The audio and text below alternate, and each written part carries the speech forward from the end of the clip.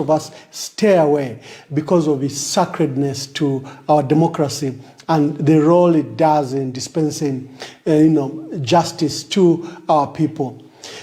But there are developments that have caused concern that we are prompted to quickly comment about these matters. The current Chief Justice, Dr. Mwamba State Council, is an honorable man. He's the 9th Chief Justice since our independence. I personally admired when he delivered his inaugural speech to the adjudicators and support staff shortly after his investiture ceremony when he was sworn in as Chief Justice. It won all of us admiration, and that here is a man, a sincere man, that is determined to cleanse the judiciary, to restore the judiciary to its sacred role, as a principal promoter of justice, the one that is our last bastion for the rule of law, a place of sanctuary where all of us can run to when we are affected by whatever the matter. It's been 1 year, and the developments, however, don't seem to live up to the lofty standards that Dr. Mwamba espoused in his inaugural address. We'll take, for example, the issue of Kwacha and Kabushi by-elections, the matters involving the MPs Honorable Joe Malanje and Honorable Bowman Lusambo. We saw a type of lawfare deployed by the state in collusion with the judiciary to literally steal those seats from the opposition. We saw 2 separate judgments from the same court issued, but one issued for the finality and interest of the state. We saw misconduct that we've never seen, where there was collusion between the state, between the Electoral Commission of Zambia, between the Zambia police and the court system. This was very sad, and I expected Dr. Mwamba to rise in defense of his judiciary and rebuke these processes. Remember, there was another matter where our former Deputy Secretary General of the party, Honorable Mumbipiri, could not appear in court for a period of 8 months. And there was uproar from the church, from civil society, from politicians, from stakeholders about the non-appearance of Madam Mumbipiri before court. At least to that level, we saw the Chief Justice raise his voice and decry the delays that occur in these cases and, the processes of appeal taking long to be heard. The other matters include where the Chief Justice invited the current President Hakainde Hichilema, to a judicial conference, a retreat that was taking place in Livingstone. This was unprecedented. First of all, there is a clear separation of powers between the judiciary, the executive, and the legislature. And the separation of powers just doesn't have to be done. It has to be seen to be done.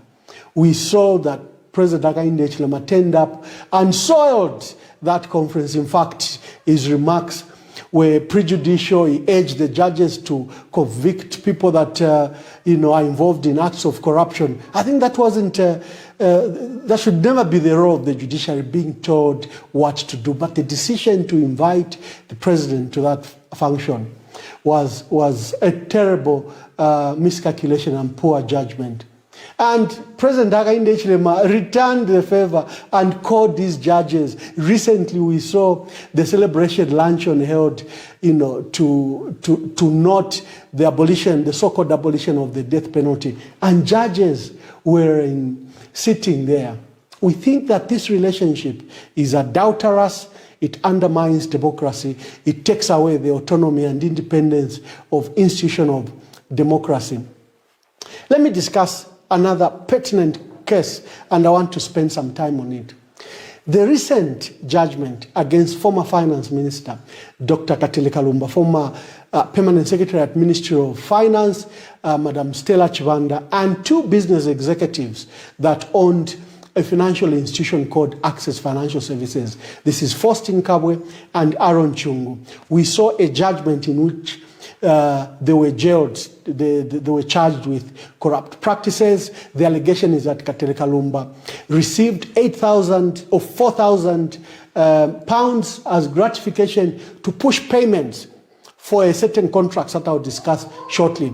And that Stella Chibanda received $28,000 and a farm so that then she could push the payments. There were contracts regarding an American company called System Innovations and Wilburn Incorporated. These two companies were involved in providing security and communication features to government. They were also involved in setting up steel structures around State House, the Vice President's office, Ministry of Defense, Cabinet Office, the International Airport, and the Judiciary itself.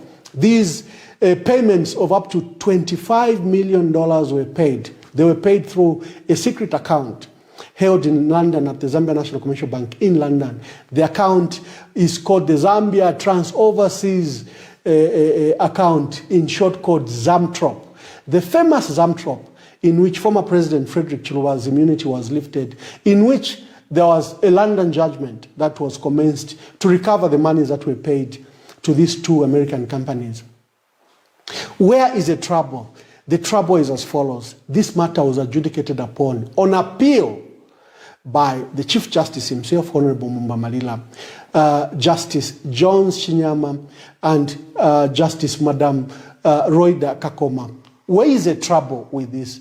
Is that Honorable Justice Dr. Mwamba was Attorney General when this matter started. They started, of course, earlier than him. There was the Minister of Justice at the time, George Kunda, who was also Attorney General. But by 2006, the two offices were separated by President Mwanawasa. And Honorable Mwamba was appointed in his first stint as Attorney General. He's the one that ensured that the matter in which the state sued Dr. Chiluba, Aaron Chungu, and Faustin Kabwe in London was prosecuted, and that the judgment was obtained. And he also oversaw many issues regarding to forfeiture of properties regarding proceeds of crime under those cases, and their records where he rendered numerous advice to the Director of Public Prosecutions at the time over the ZAMTROP cases. That's number one issue.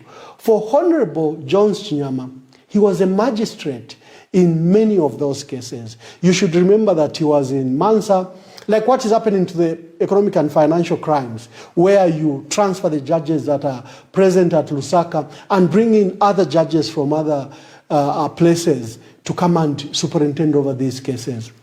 This is what happened.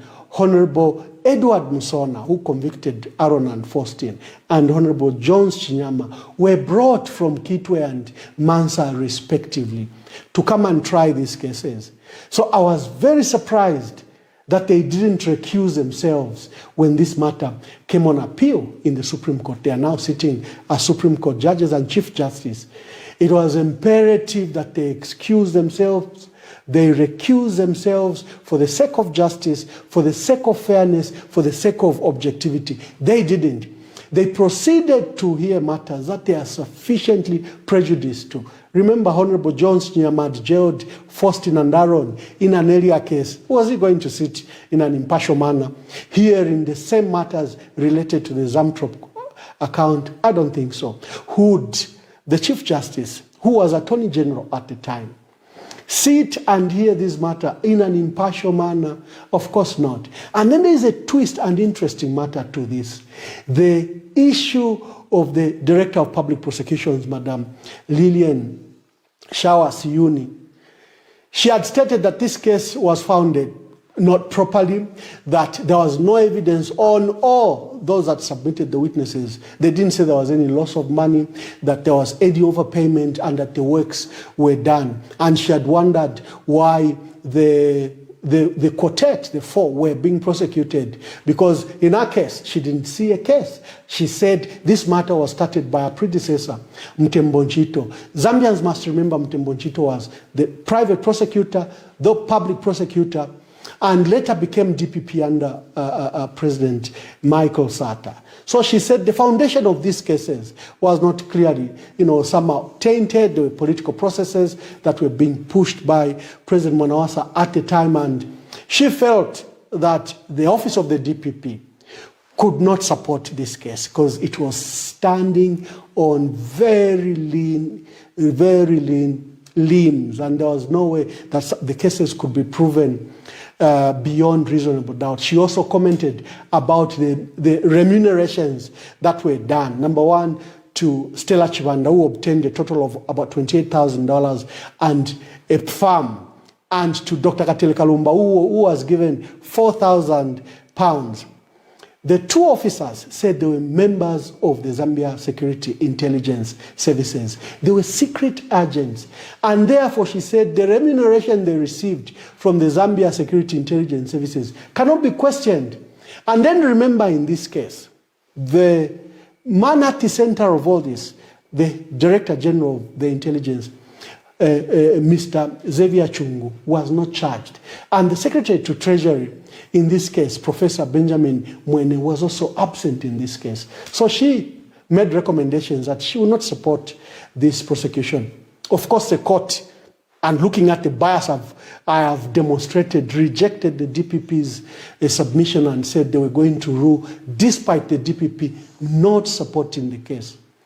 These are serious matter. I've immediately called for the vacation of this judgment and for Dr. Katele Kalumba and 3 others to be subjected to a fresh trial in an appeal case by independent judges. The 2 judges in relation to this matter are not independent as demonstrated by my illustration.